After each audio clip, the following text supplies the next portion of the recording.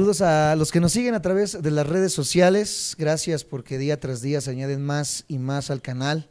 Les damos nuestros saludos más amorosos. Gracias a todos los que nos ven en Estados Unidos, en partes de Latinoamérica, porque se dan cita a través de internet y es una preciosa herramienta para poder seguir llevando el mensaje de salvación. Gracias a Dios por la iglesia física que está con nosotros en esta noche. Dios les bendiga. Gracias por poner en su corazón el deseo de venir y gracias al Espíritu Santo que les convence para estar con nosotros esta noche perseverando en la palabra de Dios. El tema que estamos abordando en estas semanas ha sido la iglesia o la eclesiología, como lo llamamos. El estudio sobre la iglesia, qué hace la iglesia, qué es la iglesia. Así que vamos a continuar con los puntos que nos quedamos la semana pasada, lo que significa ser parte del cuerpo de Cristo, si lo recuerdan. Que vimos que el primer punto o la primera característica es que debemos amarnos. La segunda característica es que debemos congregarnos.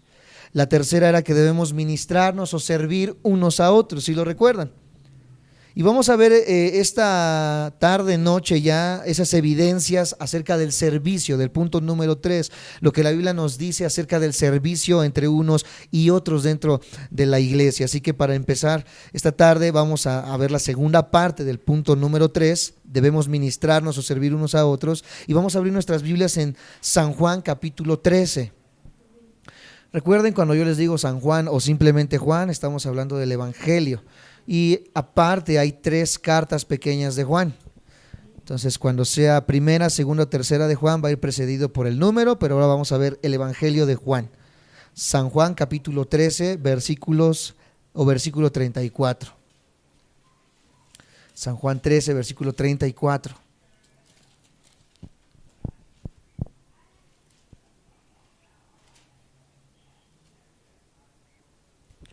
Las evidencias de que debemos servir unos a otros. Aquí una evidencia acerca del amor, amarnos unos a otros. San Juan 13, versículo 34. ¿Lo tenemos? Dice, un mandamiento, esto es una orden, es un mandato de parte de Dios, es algo que debemos de hacer como cristianos. Dice, nuevo os doy, que os améis unos a otros como yo os he amado, que también os améis unos a otros. Dice, en esto conocerán todos que sois mis discípulos, si tuvierais amor los unos con los otros. En el español, o sea, en nuestro idioma, el español, el castellano, nosotros tenemos solamente una palabra para amor. Cuando nosotros decimos amor, bueno, pues englobamos todo acerca del amor. El amor de un esposo, el amor de un hijo, el amor de una esposa, etcétera, etcétera. En Estados Unidos la palabra amor se ha desvirtuado mucho. La palabra amor en Estados Unidos es love. Y ellos dicen amo cualquier cosa. Por ejemplo, si ven una planta, ellos dicen, yo amo esa planta. Es una palabra que se usa muy comúnmente, pero que no se le da el peso que realmente merece la palabra amor. Pero en el original griego hay 3 palabras para poder identificar el amor. Hay 3 palabras para poder englobar lo que es el amor. La primera palabra es el amor eros, si quieres apuntarlo, el amor eros. Es una palabra que identifica en el griego la palabra amor, pero este amor va dirigido hacia lo erótico, hacia la atracción sexual, si lo podemos llamar así, de una persona por otra. Es el amor eros. El otro amor que encontramos es el amor filial. El amor filial, que es un amor ahora más de hermandad, como el que nosotros tenemos como iglesia. Un amor fraternal, un amor que cuando yo veo a mi hermano y mi hermana en la fe que están pasando por alguna dificultad, ¿verdad? Por alguna circunstancia, hace que yo me duela juntamente con ella. Ese es el amor filial y ese es el amor el que nos invita a tener aquí en el versículo 34, que nos amemos como hermanos, que nos amemos filialmente. Y por último, hay una tercera palabra que describe el amor y ese es el amor ágape en el original griego, el amor ágape. Y este amor ágape es el amor que Jesús tuvo por nosotros en la cruz. Es un amor sacrificial.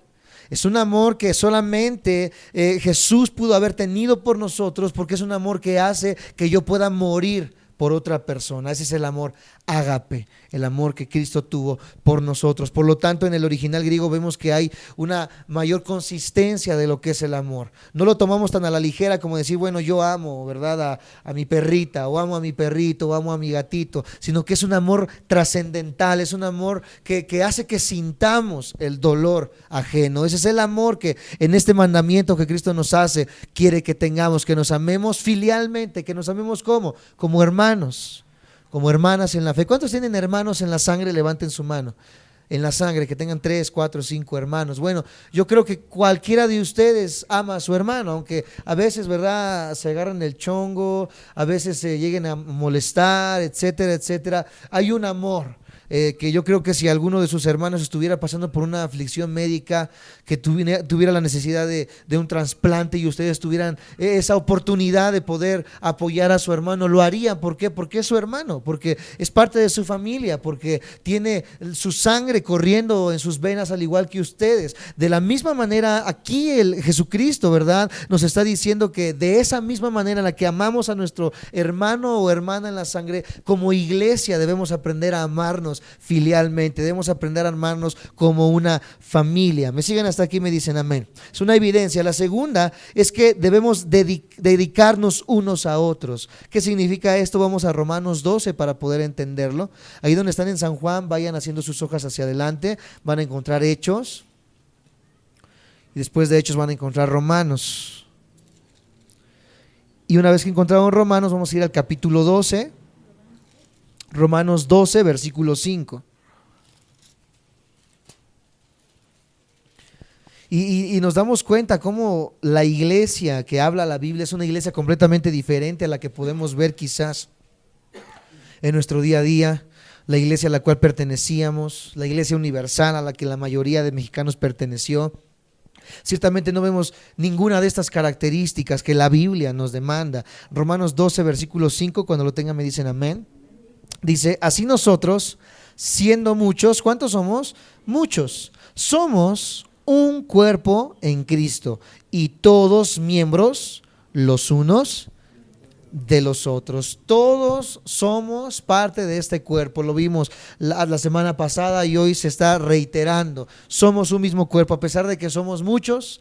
Hay muchas iglesias, pero todas pertenecen al mismo cuerpo de Cristo. Los que nos acompañaron el día domingo al congreso vieron a otros hermanos y hermanas, ¿verdad?, en la fe, que quizás no conocías, quizás nunca los habías visto, pero al final de cuentas, cuando tú los saludas, sientes ese mismo amor, porque hay algo ahora que nos une, que se compagina, ¿verdad? Cuando tú lo ves y dices, esta persona tiene algo, ese algo que lo hace verse alegre, ese algo que hace, que provoca que tú te acerques y platiques con él de una manera como si lo conocieras de años de antigüedad. ¿Por qué? Porque eso que nos une es la presencia de Dios en nuestros corazones. Debemos dedicarnos, somos un solo cuerpo, debemos honrarnos. Ahí mismo no perdieron Romanos. En Romanos capítulo 12, ahí mismo, pero en el versículo 10, dice esta verdad, dice, amaos los unos a los otros con amor fraternal, lo que les decía hace un momento, la palabra fileos, en cuanto a honra, prefiriéndoos los unos a los otros. ¿Qué es la honra?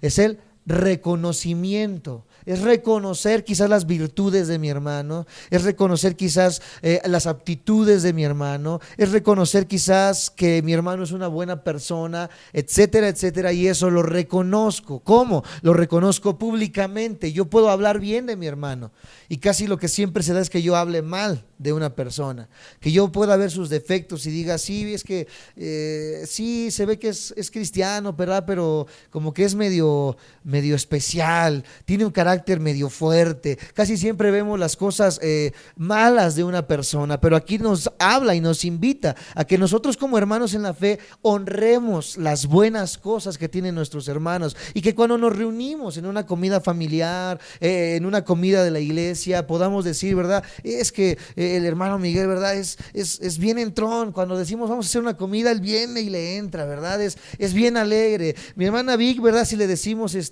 que estamos pasando alguna apuración, ella va y también, ¿verdad? Mi hermana Leonor, ella es también una persona, ¿verdad? Que es bien amorosa, etcétera, etcétera. Que nosotros podamos reconocer esas virtudes de nuestros hermanos por encima de los defectos, que sí sabemos que tenemos defectos, que yo mismo debo reconocer mis defectos, pero por encima de ello debemos reconocer nuestras virtudes y honrar esas virtudes.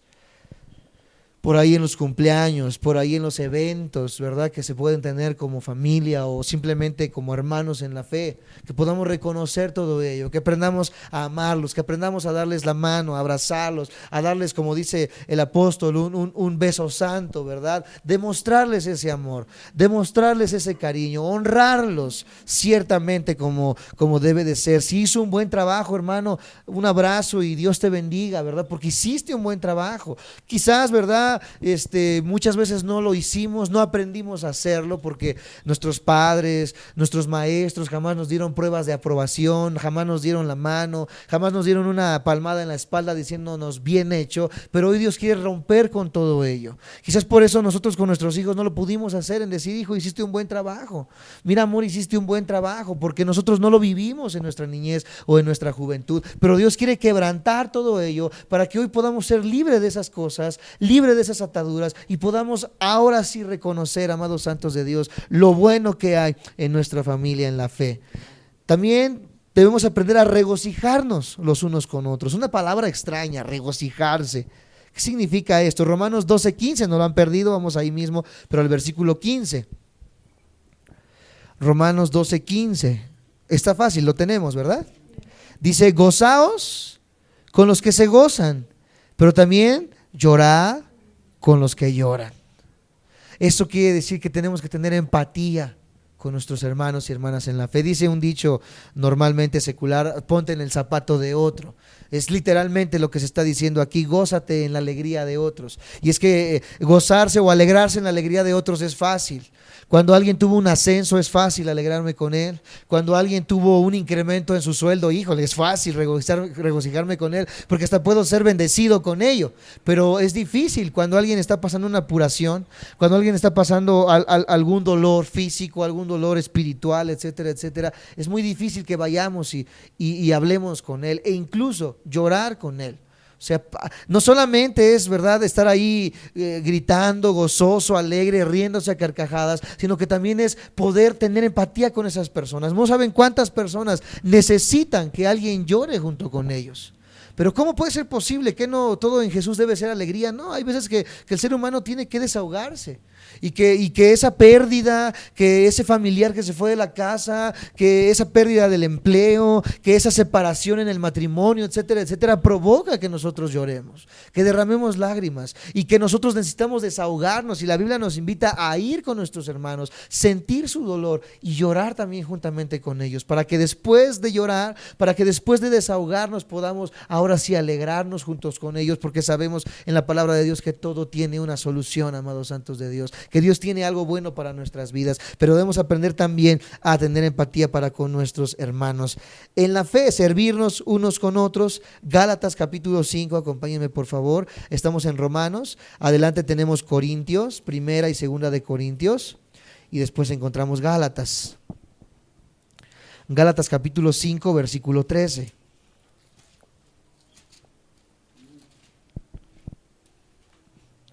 Gálatas capítulo 5, versículo 13.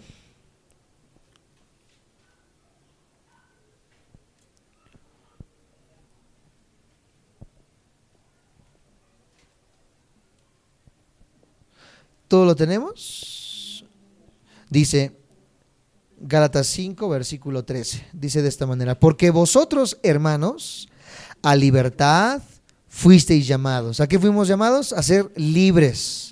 Solamente que no uséis esa libertad como ocasión para la carne, o sea, para los deseos. Dios nunca nos va a imponer algo, amados santos de Dios, en cuanto, por ejemplo, al a servicio, por ejemplo, ¿verdad? Al ir a congregarse. Es una invitación que nos hace, no dejes de congregarte, pero nadie te está poniendo una pistola, ¿verdad? Nosotros, en nuestro corazón está ese deseo de ir a congregarnos, pero cuando dice, no des ocasión a la carne, ¿verdad? Es que no cada 8 días digamos, bueno, no voy a ir a la iglesia porque hoy me voy al cine, no voy a ir a la iglesia porque hoy me voy a los bolos, no voy a ir a la iglesia porque hoy me voy a hacer cualquier otra cosa que tenga o que se pueda hacer en cualquier otro día. A eso se refiere, amados santos de Dios. Y después termina diciendo, sino servíos por amor los unos a los otros. Termina como diciendo, tenemos libertad, pero también tenemos libertad para servir por amor.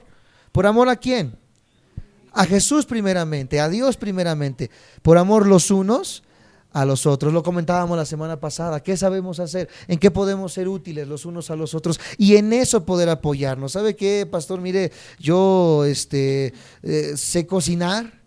Se puede tener un evento en las calles como a veces lo tenemos y tenemos el presupuesto, hermano, pues yo sé cocinar, le ayudo a cocinar, ese es mi don. Yo quiero servir a Dios por amor con ese don que Dios me ha dado. Mire, yo sé limpiar, bueno, limpiar es un don. Algunos dirán, ¿a poco también limpiar es un don? Por supuesto, yo trabajo en una casa junto a mi mamá limpiando una casa. Algunos dirán, bueno, se ve muy bonito ahí adelante, con corbata a veces, con saco. Sabemos trabajar y lo hacemos. Nosotros limpiamos un hogar, somos intendentes. Sé lavar la ropa, sé trapear, sé lavar los baños y lo hago a veces, le digo a mi esposa, mejor que muchas mujeres, ¿verdad? Lo he aprendido a hacer. Sé planchar y a veces plancho también docenas de ropa ahí en nuestro trabajo, y eso es de lo que trabajamos nosotros, por si se lo preguntaban. Ese es mi trabajo en la semana y es el trabajo de mi mamá. Hacemos otras muchas cosas, trabajamos el yeso, etcétera, etcétera, pero ahorita nuestro trabajo principal es ese, la intendencia. Y con eso, amados santos de Dios, ¿quién creen que es el primero que está limpiando sillas en la congregación? ¿Quién creen que es el primero que está limpiando los pisos? Limpiando el baño, acomodando, ¿verdad?, las cosas que se tienen que hacer ahora que hubo el congreso. Nosotros, porque lo sabemos hacer, y es un don que Dios nos ha dado, amados santos de Dios. Algunos dirán, entonces, ¿puedo servir de esa manera? Por supuesto. Dios quiere utilizar lo que tú sabes hacer, y Él dice que lo hagamos por amor a Él. No porque quiera quedar bien con el pastor, no porque quiera quedar bien con el hermano, ¿verdad?, etcétera, etcétera, sino porque yo amo a Dios, por eso lo hago. ¿Sí me siguen? Sí se comprende la idea de esto, ¿verdad? Cualquier cosa que tú sepas hacer, siempre hay que hacerla para la gloria de Dios, amados santos de Dios. Dice más adelante, aparte del servicio, debemos perdonarnos los unos a los otros. Efesios 4:32. Estamos repasando a grandes rasgos lo que hemos visto. Efesios 4:32. Ahí donde estábamos en Corintios, Gálatas, después sigue Efesios 4:32. Efesios 4, versículo 32. Dice, antes sed benignos, o sea, buenos unos con otros, misericordiosos, perdonaos unos a otros, como Dios también os perdonó a vosotros en Cristo. Debemos ser buenos. La bondad es diferente a la misericordia. La bondad es ser bueno no importando lo que la otra persona tenga, si tenga o no tenga, si tenga carencias o no tenga carencias. Ser bueno es en general. Pero la misericordia es algo, amados santos de Dios, punto y aparte, es algo todavía más arriba de la bondad. ¿Por qué? Porque la misericordia, amados santos de Dios, es hacer el bien a alguien que verdaderamente no tiene nada para poder pagarnos. Es una persona que está, verdad, completamente sin ningún favor, no tiene absolutamente quizás nada de dinero, es una persona que no tiene empleo, que está enferma, etcétera, etcétera. Como un ejemplo. Otro ejemplo es una persona que nos ha hecho tanto daño y que aún así yo he decidido perdonar y mi corazón se mueve a misericordia. Si yo quisiera, ¿verdad?, yo pudiera ir con la persona y meterle 2, 3 cachetadas por lo que me hizo, porque quizás se las merece, porque nos hizo mal. Pero ser misericordiosos es mover nuestro corazón y no darle a esa persona lo que es justo, sino perdonar por misericordia. A eso se refiere la misericordia. Y dice más adelante precisamente eso, ser misericordiosos perdonándoos unos a otros, como Dios también perdonó a vosotros en Cristo. Dios nos tuvo misericordia, a pesar de que hemos hecho tanto mal. Él nos amó y nos perdonó. Nosotros también tenemos que amar y perdonar a otros por esa misma misericordia. Después también debemos alentarnos unos a otros. Primera de Tesalonicenses sigue hacia adelante, ahí empiezan los censes después de Efesios, Filipenses, Colosenses y el último tenemos Tesalonicenses. Primera de Tesalonicenses 5:11.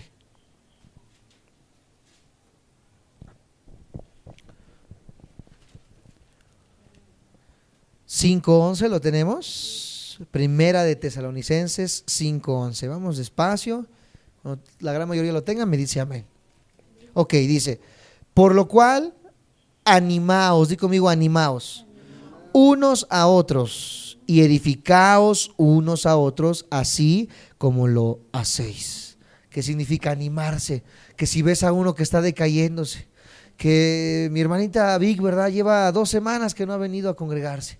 Bueno, vamos a animarla. ¿Qué está pasando, hermanita Vi, verdad? ¿Qué situación está atravesando? Pues no sé, mira que mi cotorrito se murió y estoy triste, ¿verdad? Y la hermana, no se preocupe, vamos a echarle ganas, vamos a comprar otro cotorrito y va a ver que se va a levantar, ¿verdad? Como un ejemplo banal, ¿verdad? Pero puede haber muchas otras cosas que pueden desanimarnos, ¿verdad? Problemas en el matrimonio, problemas económicos, etcétera, etcétera. Pues debemos ir y animar a esas personas. Y ese es el deber no solamente del pastor, porque muchas personas pueden decir, es que el pastor tiene que ir a visitar, sí, pero hay veces que no podemos abarcar todo. Y como iglesia, cada uno de nosotros tenemos esa misma obligación de animarnos los unos a los otros, dice este versículo. Eso incluye tu esposo y tu esposa, ¿verdad? Mi hermanita Esperanza, mi hermano Gabriel, mire, hermano, bueno, no su hermano, su esposo, ¿verdad? Esposito, anímate. Hoy te fue mal en el trabajo, hoy te sacaron empujones del metro, etcétera, etcétera. No te preocupes, mañana va a ser un buen día. Anímate, que Dios nos ama. Esposita, mira, los frijoles te quedaron bien salados, no te preocupes, pero anímate, mañana te van a salir mejor. Le echas unas papitas, ¿verdad? Y van a estar ricos. Pero muchas veces nosotros desanimamos a las personas con nuestras palabras. No, a ti nunca te sale nada, no sirves para la cocina, mejor me voy a ir a una fonda. Eso es desanimar, y esas palabras no deben de estar en la boca de una persona que ha conocido a Dios, sino por el contrario, debe de haber amor y ánimo para con nuestros hermanos y hermanas en la fe. Debemos animarnos entonces también, ser hospitalarios, ya lo vimos la semana pasada, confesar nuestros pecados, ya lo vimos la semana pasada, y orar unos por otros, también lo vimos la semana pasada. Debemos orar unos por otros. Debes de orar por tu esposo, debes de orar por tu esposa, debes de orar por tus hijos. Mi mamá y mi papá siempre, aunque ellos a veces se daban cuenta y a veces no, nosotros sí nos dábamos cuenta de lo que hacían, pero mi papá cuando se iba a trabajar a las 4 de la mañana, se levantaba y estábamos nosotros durmiendo, a veces nos hacíamos, ¿verdad?, que estábamos durmiendo, pero nos dábamos cuenta de lo que pasaba, y ponía su mano sobre nuestra cabecita y nos decía, Señor, bueno, a nosotros le decía a Dios, Señor, guarda a mi hijo, guarda a mi hija. Desde esa edad de 12 años, mi papá y mi mamá oraban por mis hermanas y decía, Señor, que tengan en el futuro un buen esposo, que encuentren un esposo que las ame, un esposo que las atienda como debe de ser, un esposo que te ame, que te busque, ¿verdad? Guarda a mis hijos de los peligros que hay en la calle. Mi papá decía, yo me voy a trabajar, no veo qué es lo que pasa con ellos, pero tú protégelo, Señor Jesús. A mi esposa, ¿verdad?, guárdala, dale sabiduría, porque esa es nuestra responsabilidad, amados santos de Dios, como hermanos y hermanas en la fe. Mi hermana Esperanza, su esposo, Señor, guárdalo en el camino, y viceversa. Señor, me voy al trabajo, mi esposa se queda sola, protégela en el hogar. A mis hijos cuando van en la calle con tanta ola de violencia que se escucha, con tantos robos, con tantos secuestros, Señor, guarda de mis hijos. Si ya son adultos los hijos, ¿verdad?, y están pasando por problemas, Señor, ayúdalos a que su matrimonio se una cada día más, a que nunca se den por vencidos, a que nunca tiren la toalla, sino por el contrario, se unan, su familia cada día más se levante. Esa es nuestra obligación como hijos e hijas de Dios. La pregunta es, no sé si lo hacemos o no, pero la respuesta debe de ser sí, Señor, yo quiero orar por mis hermanos y hermanas en la fe. ¿Cuántos oran por sus pastores? ¿Cuántos oran por sus líderes? ¿Cuántos oran por los maestros que dan la palabra de Dios? Debemos hacer también esto por el liderazgo, amados santos de Dios. Ahora sí, ese fue parte del punto número 3. Vamos al punto número 4. Fue el más largo, el número 3. Pero el número 4 es un poco más sencillo, pero igual de importante, que debe de hacer el cuerpo de Cristo. Apunta a cómo ser parte de la vida ser parte de la vida de nuestros hermanos. Y si no perdiste Tesalonicenses, vete hacia atrás hasta que encuentres Corintios otra vez. Primera de Corintios capítulo 12. Versículo 26 y 27. Primera de Corintios 12, 26 y 27.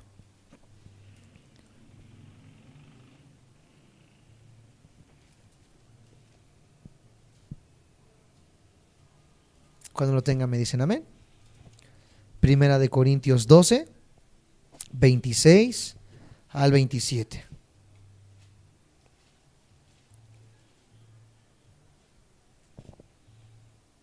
El punto es ser parte de la vida de nuestros hermanos.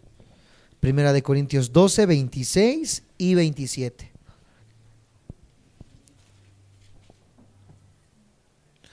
Amén. Dice: de manera que si un miembro padece, todos los miembros se duelen con él. Y si un miembro recibe honra, todos los miembros con él se gozan. No son, ¿cómo se puede? Envidiosos, en que se le da alguna palabra de aliento a uno porque hizo un buen trabajo y los demás dicen, sí, ya se siente bien grandote, ¿verdad? Ya siente que es pastor, ya siente que es maestro, si lo vieran, ¿verdad? Al contrario, el hermano y el hermano de la fe, cuando alguien recibe alguna honra, cuando alguien recibe algo bueno, nosotros nos debemos de alegrar. Nos debemos gozar en que esta persona tuvo una bendición, subió de puesto en su trabajo, gloria a Dios. No digamos, ¿verdad? Saber cuánto le dura el gusto. No, ni le va a durar el trabajo, ¿verdad? Se ve que es bien raterito. Yo creo que un mes y lo van a bajar de puesto. Al contrario de todo eso, amados santos de Dios, gracias a Dios que nuestro hermano o hermana en la fe ha subido, amados hermanos. Dice más adelante, todos se gozan con él. Vosotros pues sois el cuerpo de Cristo y miembros, cada uno en particular. Esto requiere, amados santos de Dios, invertir tiempo entonces para tener calidad de relaciones. ¿Por qué la iglesia vive de esta manera? Vive entre roces, vive entre pleitos, vive entre contiendas. Porque muchas veces, amados santos de Dios, no hay calidad de tiempo entre ellos. Muchas veces solamente los vemos el domingo, los vemos el día jueves o por ejemplo hoy el día martes, pero muy pocas veces tomamos el tiempo para poder pasar un rato con ellos, quizás una vez al mes, 2 veces al mes si viven cerca, o una vez cada 2 o 3 meses, pero que por lo menos podamos tener un tiempo para poder platicar y conocernos, más allá de que compartimos espacio en casas reales, sino comenzar a ver a qué se dedican, de qué trabajan, ¿verdad? Etcétera, etcétera. Entre más tiempo pasemos con las personas, más calidad de relaciones vamos a tener, más nuestra relación se va a afianzar como familia. Y Dios nos motiva a esto, a pasar e invertir tiempo. Por ejemplo, o lo pongo en una frase, no hay calidad si no hay cantidad. Nunca va a haber una calidad de relación si no hay cantidad de tiempo que invirtamos con nuestra familia en la fe. Lo podemos ver en el matrimonio. Dice que un matrimonio que no habla, que no platica, es un matrimonio que va a terminar rompiéndose, porque el matrimonio, para que sea sólido, debe de haber comunicación. ¿Lo han escuchado alguna vez? ¿Verdad? El esposo tiene que hablar con la esposa y viceversa. ¿Qué pasó en el día, verdad? ¿Qué problemas tuviste? ¿Qué pasó con los hijos? Pero si como hombres llegamos, ¿verdad? Y vengo bien cansado, tráeme mis pantuflas, tráeme mi comida y termina, ¿verdad? Termino de comer, me acuesto, me tiro a la cama y no platiqué con ella. Eso provoca que mi esposa comience a tener cierto resentimiento conmigo. Si eso pasa 1 año, 2 años, 3 años, 4 años, ya el matrimonio verdaderamente ya no es matrimonio. Son 2 desconocidos que comparten una cama. Son 2 desconocidos que comparten un hogar. ¿Por qué? Porque para que haya calidad de relación en el matrimonio tiene que haber calidad de tiempo para con mi esposa, con mi esposo. Lo mismo en la iglesia.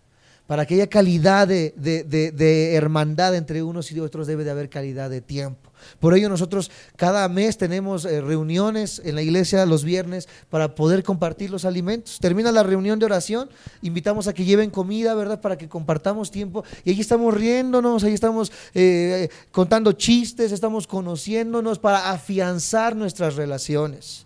Por eso hay veces que decimos en la iglesia, se ve que es bien payasa esa hermana, se ve que es bien enojona esa hermana, etcétera, etcétera. Y cuando compartes tiempo con ella te das cuenta que no es cierto, que son bien buena onda, que son bien amorosos, ¿verdad? Que hay veces que, por ejemplo, a mí mi cara no me ayuda, parece que soy muy enojón, pero no es cierto, soy bien buena onda.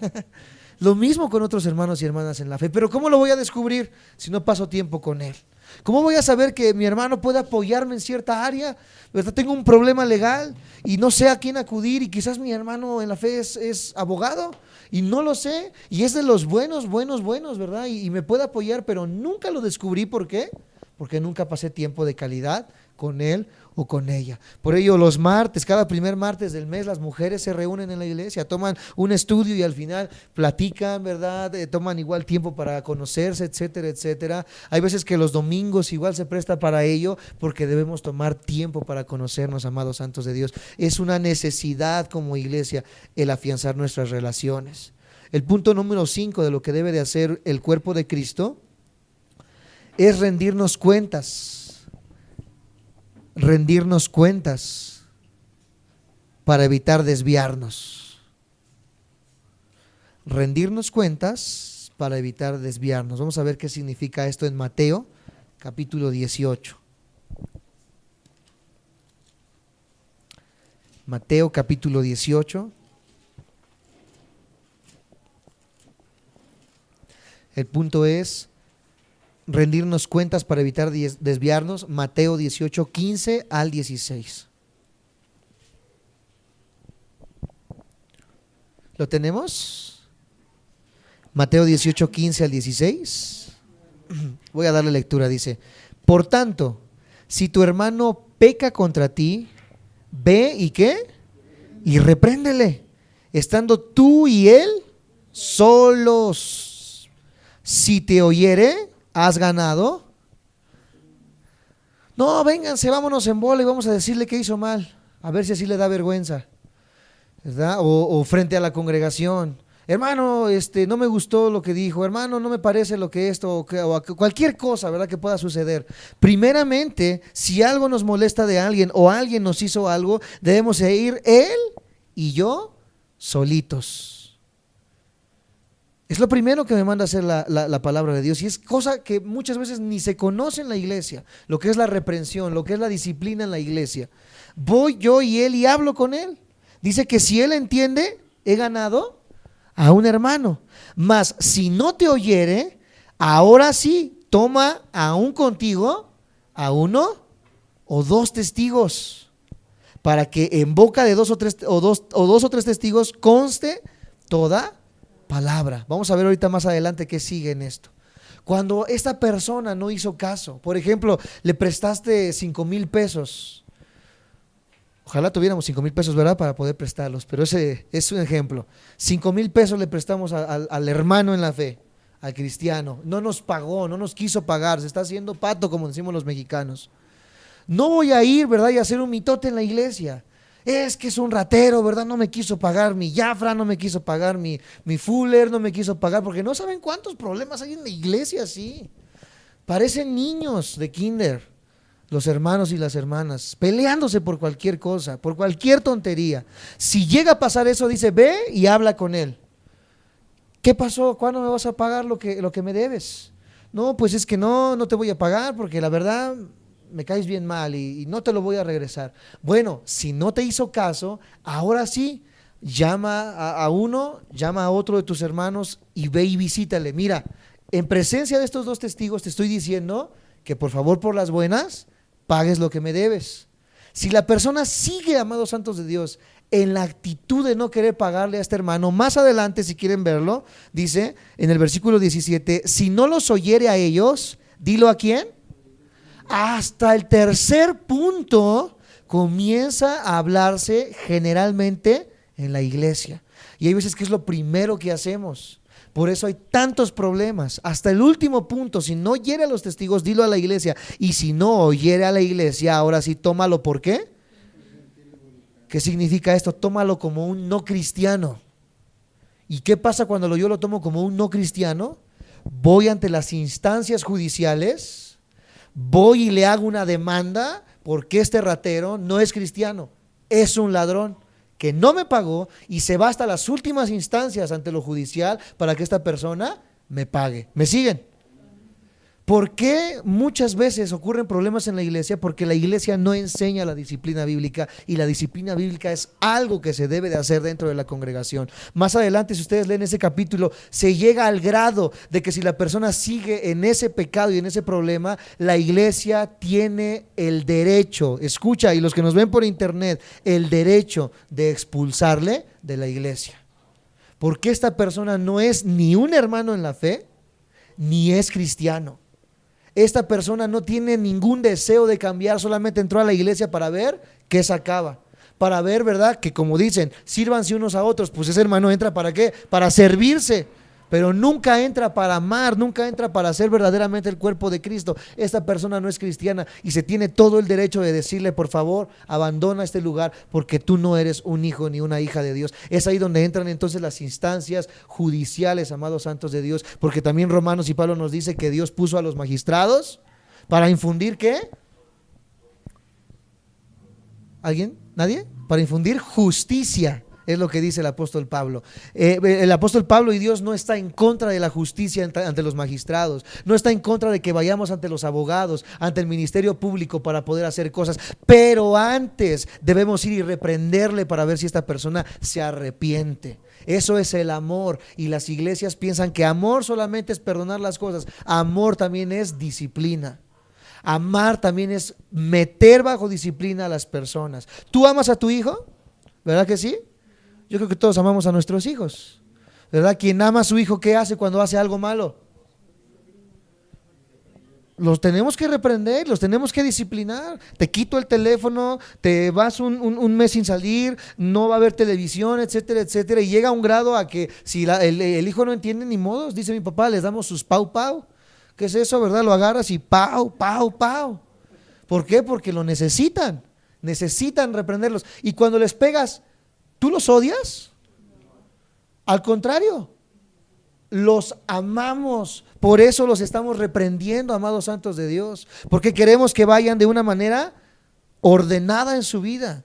Si los dejamos hacer lo que quieran, yo vi en muchos casos, y les voy a contar un testimonio ahorita de lo que pasó en mi juventud. Ustedes me ven con tatuajes y todo y dirán ¿por qué? Porque mi juventud no fue muy bonita que digamos, fue algo alocada, ¿verdad? Fue una persona rebelde, fue una persona que hice llorar a mis padres en muchas ocasiones, que fui corrido de mi casa como 3 o 4 veces, que había veces que mi mamá y mi papá me tenían que ir a sacar alcoholizado de los bailes, de los cosas que hacíamos en la calle. Me iba a los mítines con el partido revolucionario zapatista, me iba con lo que es la UPRES, ¿verdad? A hacer mítines todo marihuano, ¿verdad? Era un relajo mi vida en aquel tiempo. Y cuando yo hacía eso, amados santos de Dios, mis papás nunca me lo permitieron.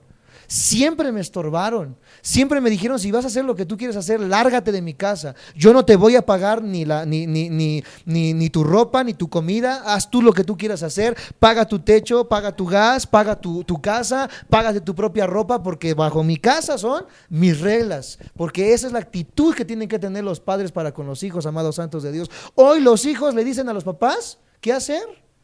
Hoy los papás tienen miedo de disciplinar a sus hijos, cuando, amados santos de Dios, no tiene que ser así. Si no te gusta, mijito, tienes 12, 13 años, ya sabes moverte, vete de cerillo, gana tu propio dinero y vete de la casa, porque yo no voy a estar aceptando que hagas lo que tú estás diciendo que vas a hacer. ¿Te crees adulto? Perfecto, paga tu renta. ¿Te crees adulto? Perfecto, paga tu gas, paga tu ropa, porque en la casa vas a estar bajo las reglas de la casa. Porque si no hacemos esto, si mis papás no me hubieran estorbado, amados santos de Dios, yo vi morir amigos míos a causa de sobredosis, a causa de impactos de bala, amados santos de Dios. Hubo un jovencito como de 15 años, que nosotros le decíamos el calaco. Yo lo vi crecer desde los 2 años de edad. Yo crecí con este pequeñito, yo era mayor que él como por unos 6, 7 años, era un pequeño este jovencito, ¿verdad? Fue creciendo, nunca le faltó nada, al contrario lo sobreprotegieron, nunca le enseñaron a ganarse las cosas con trabajo, sino que si el niño quería unos tenis de marca, ahí iban los tenis de marca. ¿Por qué? Porque perdió a su papá a la edad como de 6 años. Y su mamá y sus hermanas trataron de compensar esta pérdida con cosas, con dinero, con cosas materiales. Quería un celular, se lo daban. Quería ropa de marca, se lo daban. Quería salir con sus amigos, siempre le daban dinero. Pues nunca aprendió lo que es el trabajo. Nunca aprendió lo que es ganarse las cosas con su propio esfuerzo, siempre la vio fácil. Pues fácil se le hizo que le dieran una pistola a la edad de 15 años y le dijeron, pues vamos a subirnos a los camiones, es bien divertido, ¿verdad? No pasa nada, la gente te da todo lo que tú quieras. Pues a la primera vez que se subió este jovencito, con ropa de marca, con zapatos de marca, nunca le faltó nada, pero porque nunca le enseñaron disciplina, responsabilidad y trabajo, la primera vez que se subió al camión le dieron 2 impactos de bala, uno en la cabeza y uno en el pecho. 15 años de edad. El papá muere y el hijo muere. Lo increíble es que la familia era cristiana. Era cristiana, entre comillas, por supuesto. Se congregaron un tiempo con nosotros, ¿verdad? Era un desastre. Me reservo las cosas porque de verdad nos duele en nuestro corazón.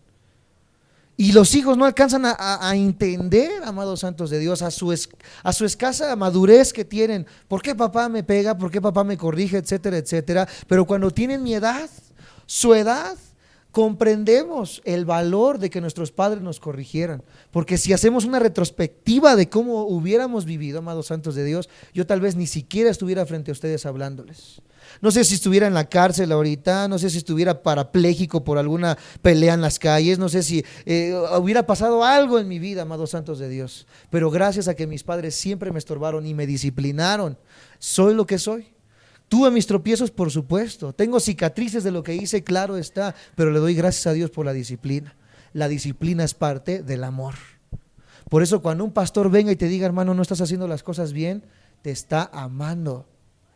Los pastores que son lisonjeros y que permiten que los que cantan estén con su noviecita toqueteándose, que los que aplauden, los que tocan la batería, ¿verdad?, estén teniendo una relación con una chica y con otra chica, que el diácono esté, ¿verdad?, en unión libre, que tenga 1, 2 o 3 amantes, etcétera, etcétera, pero porque los tienen ahí. Ese no es un pastor y es un pastor que no ama a la grey, porque el pastor que ama a la grey va a disciplinar.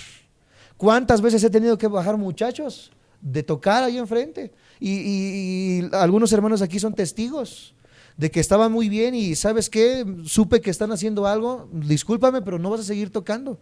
¿Por qué? Porque no tienes la autoridad moral ni la autoridad espiritual delante de Dios para hacer lo que dices que estás haciendo. ¿Quieres vivir el mundo? Vete al mundo y haz lo que quieras, pero en la iglesia no vas a venir.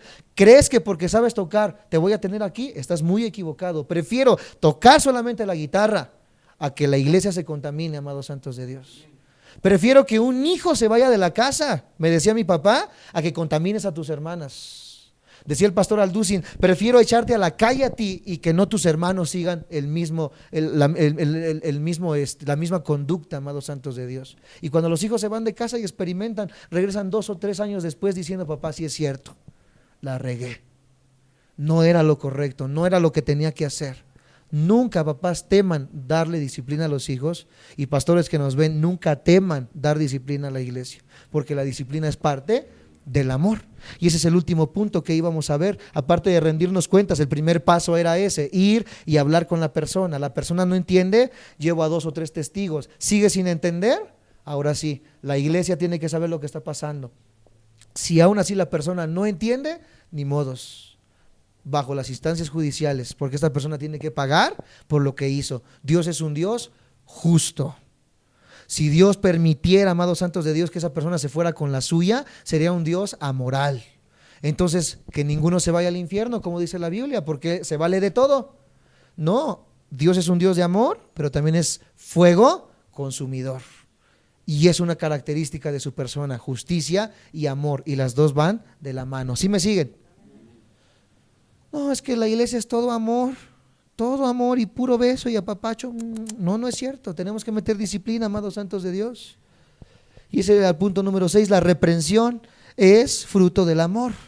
Confrontar, hablar seriamente, eso es la reprensión. Confrontar, hablar seriamente con alguien a causa de su comportamiento.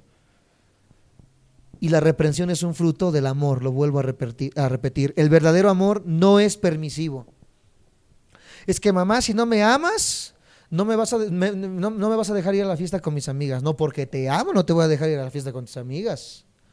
A menos de que haya una super relación como la había mis hermanas con mi mamá, que mis hermanas, a Dios, siempre fueron entendidas. Yo fue otro punto y aparte. Pero mis papás le decían a mi mamá, a mi hermana, ya cuando era grande, por ahí de los 17 años, 18 años de edad, estaba en la preparatoria. Mamá, me invitan a una fiesta, a una pijamada. ¿Sabes qué va a haber ahí? No va a haber agua de horchata ni de tamarindo, ¿eh? Ah, sí, papá, yo sé que va a haber alcohol, yo sé que va a haber esto, entonces, ¿tú crees que es un lugar donde tú debes de estar? No, pues no, papá. Si van a ir, ¿verdad?, con tus amigos ahí al parque, al cine, no hay ningún problema, pero toda la noche fuera de casa y con tus amigos donde va a haber alcohol, donde va a haber drogas, no, hijo, ¿verdad? En cualquier otra instancia no hay ningún problema a ver con tus amigos, pero esta noche no te vas de la casa. Si hay una buena relación así con los hijos, pues gloria a Dios, qué bueno. Se fomentó desde pequeños esa relación, ese diálogo con los pequeños. Pero si no es así, amados santos de Dios, siempre la autoridad del papá y de la mamá debe de estar por encima de cualquier cosa en el hogar. Cuando no llevamos a cabo nuestra responsabilidad bíblica, nuestra irresponsabilidad crea mayor conflicto. Cuando nosotros dejamos que las cosas pasen y hacemos ojos que no ven, ¿verdad? Y el problema se agrava, y se agrava, y se agrava el problema. Queremos hacer, dice mi papá, ayer estaba diciendo tapar el sol con un ojo, perdón, con un dedo. No, con un ojo no lo podemos tapar. El sol con un dedo, ¿verdad? Es imposible que se pueda tapar. Llega un momento en que el problema es tan grande que no se puede encubrir. Ya no se puede encubrir. ¿Y por qué llegó el problema a ser tan grande? Porque nunca se puso freno a la situación. Una iglesia que está dispuesta a echar a una persona es una iglesia que ha crecido en el amor y en la disciplina. Dice un dicho, una manzana podrida pudre a todas las demás. Hay un escritor que se llama Joshua Harris, y con esto termino en esta noche, Joshua Harris, y escribe en su libro esto: obtengo una maravillosa sensación de protección. Escucha, él se siente protegido al saber que si cometo un pecado escandaloso y no muestro arrepentimiento, mi iglesia no va a aceptarlo. Me pedirán que cambie. Con paciencia me guiarán a la palabra de Dios, y al final, si me niego a cambiar, con amor me van a expulsar. Eso, amados santos de Dios, es una iglesia bíblica. Es una iglesia que día tras día crece en amor, que día tras día crece en estas características de la hermandad, amados santos de Dios. Al final de cuentas dice que si se va y esta persona regresa, como el hijo pródigo, conocen la historia más o menos, que el hijo se va, ¿verdad? Quiere vivir el mundo, etcétera, etcétera, pero al final se da cuenta que hizo mal y regresa con su padre. De igual manera, amados santos de Dios, aquel que se va de la iglesia por disciplina, si Dios lo atrae una vez más, él va a regresar. Si no, nunca fue cristiano, si no, nunca fue convertido, si no, nunca nació de nuevo. ¿Cuánto tiempo llevamos, Jenny? Vamos a terminar en esta hora con este pensamiento, y seguimos la semana que viene ya terminando lo que es la iglesia, lo que es el estudio de la iglesia, y pasaremos dentro de 15 días al tema que nos compete. Así como están, cierren sus ojos, inclinen su rostro y vamos a darle gracias a Dios. Señor Jesús, en esta hora estamos agradeciéndote el consejo que tú nos das. Tu palabra, Señor, es algo impresionante, porque a lo largo de los siglos la historia ha corroborado, Señor Jesús, cómo los más grandes hombres, reyes, monarcas, Señor Jesús, se han basado en la Biblia para toda ley judicial, para toda ley moral, Señor Jesús. De igual manera la familia tiene en la Biblia, Señor, una ley moral, una ley, Señor, inescrutable, una ley, Señor Jesús, la cual hacemos bien en escuchar, porque con esta ley, Señor, tendremos hijos sanos, tendremos una familia sana. Gracias, porque tu palabra es amor, y tu palabra en amor nos corrige y nos disciplina, y es parte, Señor Jesús, del amor que tú nos tienes. Enséñanos cada día a ser sensibles a esto, a que cuando hagamos algo mal, Señor Jesús, y se nos reprenda en amor, aprendamos a recibirlo y a encaminarnos a cambiar, Señor Jesús. Oye, te pido con todo mi corazón, Señor, que día tras día esta congregación en Casas Reales y la congregación en Lomas de Tecámac aprenda el valor de la disciplina, el valor de la responsabilidad, el valor, Señor Jesús, del amor en cuanto a la reprensión, porque hace mucha falta. Y que día tras día, Señor Jesús, tú nos unas cada día más, para que cuando vengan los problemas, para cuando vengan las circunstancias, podamos salir adelante, Señor Jesús, en lo que compete a la fe. Bendecimos a nuestros hermanos y hermanas en la fe, y te damos las gracias por darnos esta preciosa familia. Tuya es la gloria, la honra y la exaltación en el precioso nombre de Cristo Jesús. Amén y amén. Vamos a darle un fuerte aplauso a Jesús.